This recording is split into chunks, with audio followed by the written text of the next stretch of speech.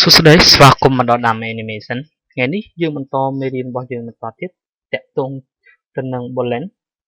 យើងបានដឹងថាកាលពីម្សិលមិញយើងបានរៀនតាក់ទងនឹង Boolean ខ្ញុំសូមទោសផងដែរចំពោះម្សិលមិញដែលខ្ញុំមិនបានអាប់ឡូតវីដេអូរបស់ខ្ញុំទាន់ពេលវេលាដែលហេតុថាបញ្ហាទៅនឹងអ៊ីនធឺណិតរបស់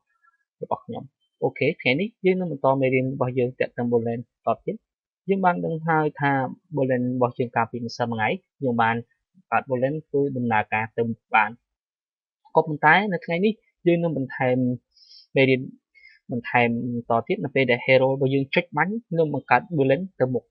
តាមទិសដៅដែល hero របស់យើងបែរមុខបើសិនជា hero របស់យើងបែរមុខទៅទិសខាងលិចមានន័យថាបែរមុខទៅទិសខាងណាមានន័យថា Boolean របស់យើងគឺហោះពីទិសខាងហ្នឹងឆ្ពោះទៅកាន់ទិសមួយទៀតមានន័យថាសេចក្តីបែបម៉េចខ្ញុំអាចបើកឲ្យប្រាប់វាសិនមិញយើងអាចចូលទៅក្នុង property បើក Unity ចូលក្នុង property ចូលទៅពាក្យថា hero ខ្ញុំអាច run ឲ្យអ្នកនរសាកបានមានន័យថានៅពេលដែល hero របស់យើងរត់ពេលរបស់យើងឈរបែរមុខទៅទិសខាងណាពេលដែលខ្ញុំចុចបាញ់វានឹងបង្កើតគ្រាប់រត់ពីចំណុចនេះមកចំណុចនេះនៅពេលដែល hero របស់ខ្ញុំបែរមុខមកទិសខាងនេះខ្ញុំចុចបាញ់មានតែគ្រាប់រត់ពីនេះមកចំណុចនេះវាបានដូចចំណៅរបស់ខ្ញុំចឹងពេលដែល hero របស់ខ្ញុំរត់ចុចបាញ់គឺវាបានដូចគ្នាដែររបស់ខ្ញុំឈរដែរអញ្ចឹងខ្ញុំនឹងកើត event មួយនៅពេលដែល hero របស់ខ្ញុំចុចបាញ់វានឹងបង្កើតគ្រាប់អូខេដូច្នេះខ្ញុំនឹងបង្កើតនេះមួយបង្កើត script មួយអូខេខ្ញុំនឹងបង្កើត script មួយខ្ញុំដាក់ឈ្មោះ script នេះថាចូល folder script ខ្ញុំបង្កើតមួយខ្ញុំដាក់ឈ្មោះ script នេះថា player sort player sort គឺសម្រាប់បង្កើត script sort សម្រាប់ hero របស់យើងអូខេវាបន្តិចទៀតអូខេអញ្ចឹងខ្ញុំតាក់ទងទៅនឹង player sort ខ្ញុំត្រូវការបង្កើតត្រូវការដាក់ហៅខ្លះដែលតាក់ទងទៅនឹង Boolean របស់យើងយកមកប្រើប្រាស់ក្នុង script sort អញ្ចឹងខ្ញុំត្រូវការប្រើ public Boolean អញ្ចឹងខ្ញុំត្រូវការបង្កើតនេះមួយ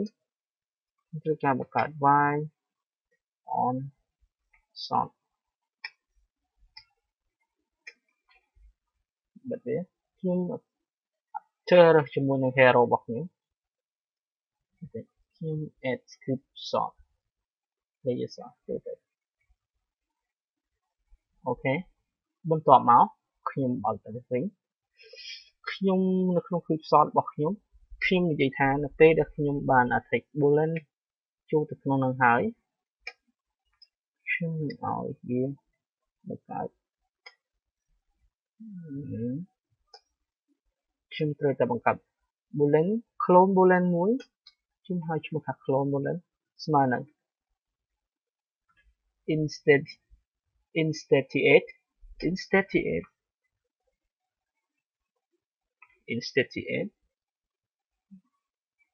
boolean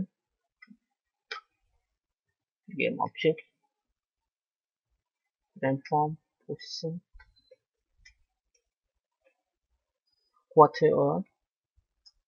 indifferent as តាក់ទងទៅនឹងចំណុចនេះមានន័យថាបែបម៉េចខ្ញុំសូមដាក់វាចុះមកខាងក្រោមអូខេមានន័យថាយើង we create clone boolean ហើយនឹងបែបនេះទៀតមានថាយើង create clone boolean ហើយឲ្យ clone boolean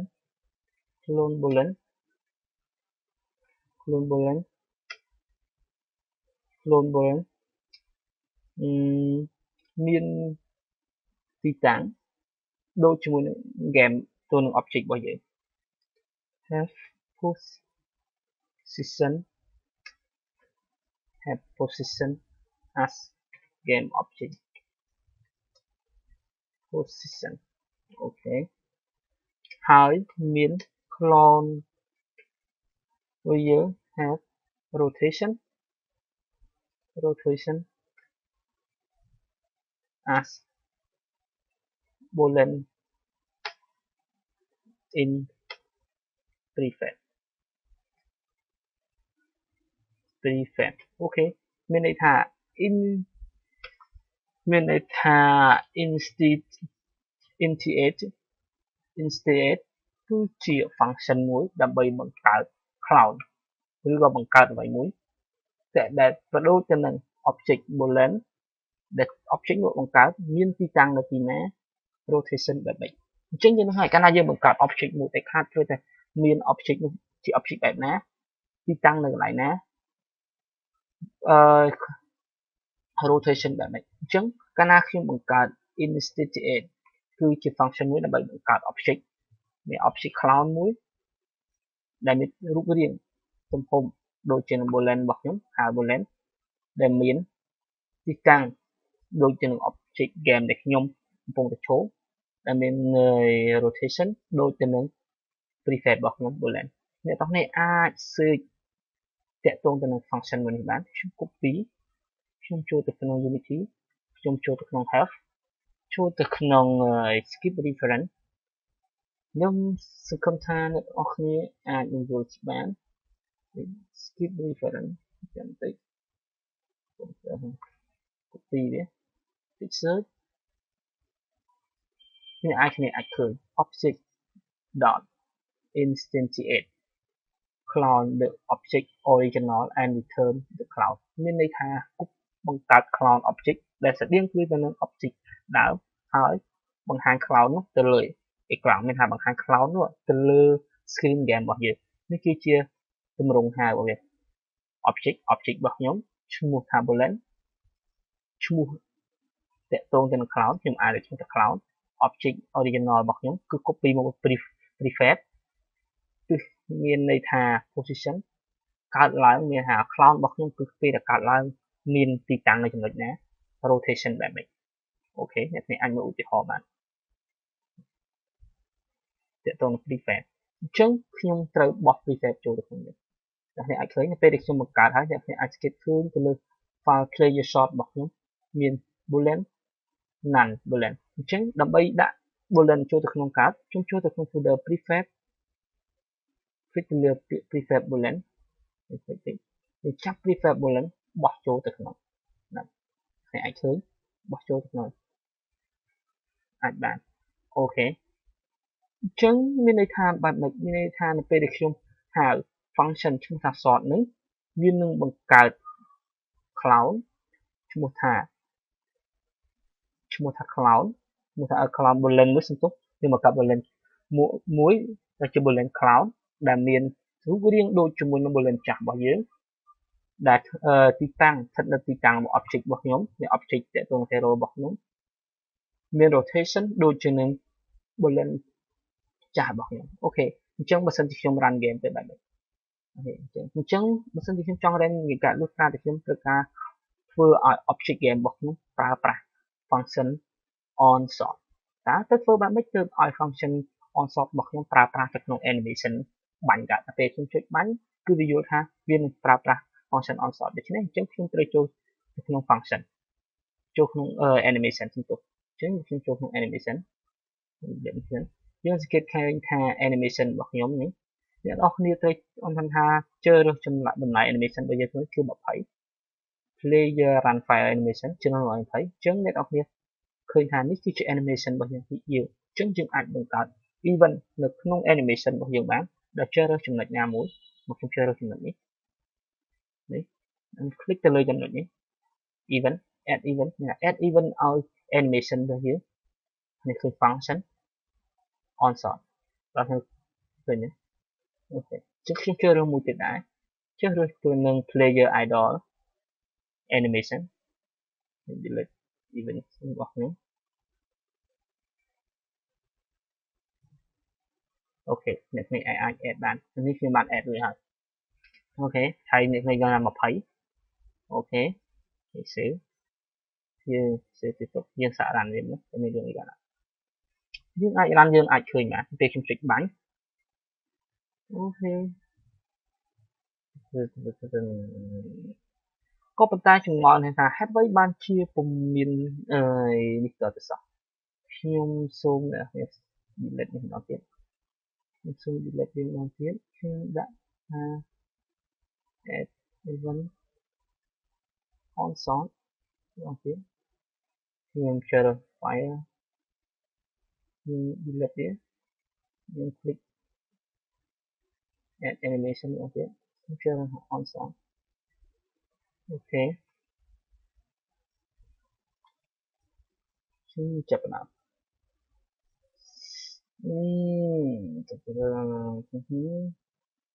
ok đôi chia phần toàn bàn được tôi vô này nói là lại thế chúng ta cả bỏ hình sản áo đi hai màu bị chúng đã chung một tròn cái này trước chúng sống đôi chung cái này nữa thì chúng đôi chung một hai on short min double o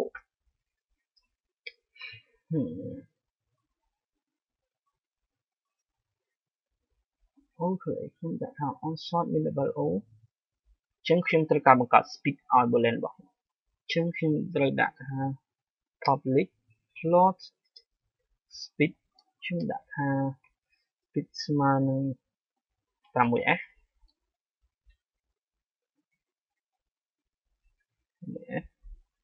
chúng ta speed bên lên chúng nó về là chúng đã clone speed move ព្រោះថា clone ខ្ញុំ speed move របស់ខ្ញុំគឺ public អ្នកនេះអាច check ទៅក្នុងខ្លះ bullet អាចទៅឃើញថា speed move របស់ខ្ញុំជា public ស្មើនឹង speed អូខេខ្ញុំចូលទៅក្នុង animation របស់ខ្ញុំ delete function នេះចុះសូមតិចវារៀងយឺតតិចខ្ញុំ delete វាមក delete វា let ខ្ញុំ add animation ថ្មីខ្ញុំ event sort o ខ្ញុំចូលទៅក្នុង player idol file ខ្ញុំ delete វាចោលខ្ញុំ add also អូខេខ្ញុំ add bullet lens ថ្មីសម្រាប់ថាដល់អ្នកនរនឹងឃើញថាមានភាពប្លែកអូខេអ្នកនេះឃើញដែរក៏ប៉ុន្តែចែកដំអ្វីយើងឃើញថានៅពេលដែល hero របស់ខ្ញុំគប់បែរមកខាងឆ្វេងពេលខ្ញុំចុចបាញ់យើងឃើញថាគ្រាប់របស់យើងហោះមកខាងនេះហើយគឺបណ្ដាមក speed របស់យើងគឺអត់បានដកបើមិនយើងតែ speed របស់យើងជាសញ្ញាដកแบบនេះគឺខ្ញុំរ៉ាន់នេះឃើញត្រឡប់ទៅនេះអញ្ចឹងមានន័យថាម៉េចនៅពេលដែល speed របស់ខ្ញុំដកមានន័យថាវានឹងធ្វើដំណើរមកខាងពីឆ្វេងពីស្ដាំមកឆ្វេងនៅពេល speed របស់ខ្ញុំវិជ្ជមានមានន័យថាវាធ្វើដំណើរពីឆ្វេងមកស្ដាំខ្ញុំត្រូវការកែប្រែវាអូខេខ្ញុំចុចថា if ខ្ញុំដឹងថានៅពេល speed របស់ខ្ញុំដកឬមួយមិនដកគឺអាស្រ័យស៊ីសងទៅនឹង game object របស់ខ្ញុំផ្លាស់ប្ដូរ rotation y អញ្ចឹងខ្ញុំឃើញថាបើសិនជាវារូបរាងបែបនេះ rotation y របស់ខ្ញុំស្មើនឹង so ក៏ប៉ុន្តែនៅពេលដែលរូបរាង hero របស់ខ្ញុំបែរក្បាលមកខាងនេះវិញខ្ញុំឃើញថា rotate របស់ខ្ញុំខុសពី0អញ្ចឹងខ្ញុំអាចនិយាយថាខ្ញុំត្រូវបង្កើត public quaternion current game rotation game object rotation អូខេខ្ញុំដាក់ថានៅពេលដែល update យើងរក update current game rotation របស់ខ្ញុំស្មើនឹង game transform rotation អូខេខ្ញុំដាក់បាន if ខ្ញុំលុបនេះខាងវា if current rotation ស្មើ y ស្មើនឹង 0ខ្ញុំដាក់ថាម៉េចពេលដែលมันស្មើនឹង 0ខ្ញុំដាក់ថា clone speed move ស្មើនឹង speed អូខេ one speed របស់ខ្ញុំស្មើនឹង6អូខេខ្ញុំអាចដាក់ទៀតក្រៅពីហ្នឹងខ្ញុំដាក់ថា clone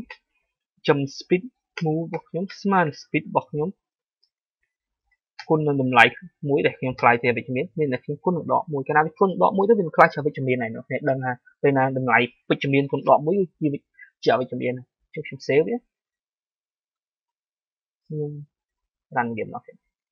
អូខេយើង run game មកទៀតយើងមិនវិញ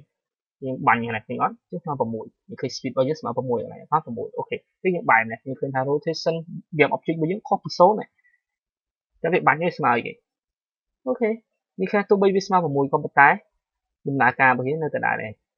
អើយយើងឃើញថាក្នុង game របស់យើងគ្រាប់របស់យើងនៅពេលដែលយើងបែរ rotation game object របស់យើងខុសពី0យើងឃើញថាគ្រាប់របស់យើងរូបរាងគ្រាប់របស់យើងមានចំណុចមួយគាត់សម្គាល់ថាខុសគ្នាពីរូបរាងវាខុសគ្នាពី rotation ស្មើនឹង0នេះគឺរូបរាងខុសគ្នាអញ្ចឹងមានន័យថាមានន័យថាគ្រាប់របស់យើងមានរូបរាងពីច្រាស់អញ្ចឹងខ្ញុំត្រូវធ្វើណានៅពេលដែល game object របស់ខ្ញុំខុសពី0 rotation ខុសពី0គ្រាប់របស់ខ្ញុំនៅតែរក្សារូបរាងដដែលអញ្ចឹងមកខ្ញុំត្រូវកែប្រែរូបរាងដោយប្រើប្រាស់ rotation របស់ clone boolean របស់ខ្ញុំអូខេអញ្ចឹងខ្ញុំត្រូវកែបង្កើតមួយទៀតខ្ញុំដាក់ថា current boolean rotation អូខេអញ្ចឹង current rotation របស់ខ្ញុំពេលដែលខ្ញុំបង្កើតឡើងខ្ញុំដាក់ឈ្មោះថាcurrent rotation ស្មើនឹងគេស្មើនឹង clone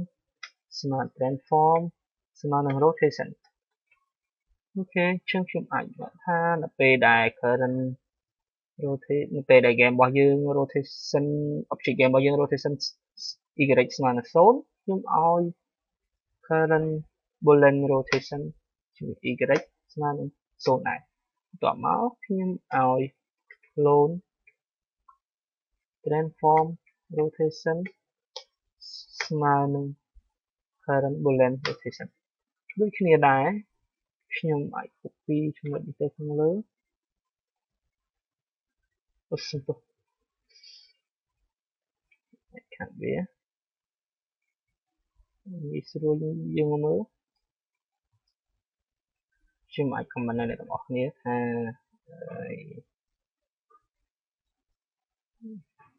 clone rotation clone rotation ចំណុចអីវាសុំទោះខ្ញុំត្រូវដាក់វាចូលក្នុង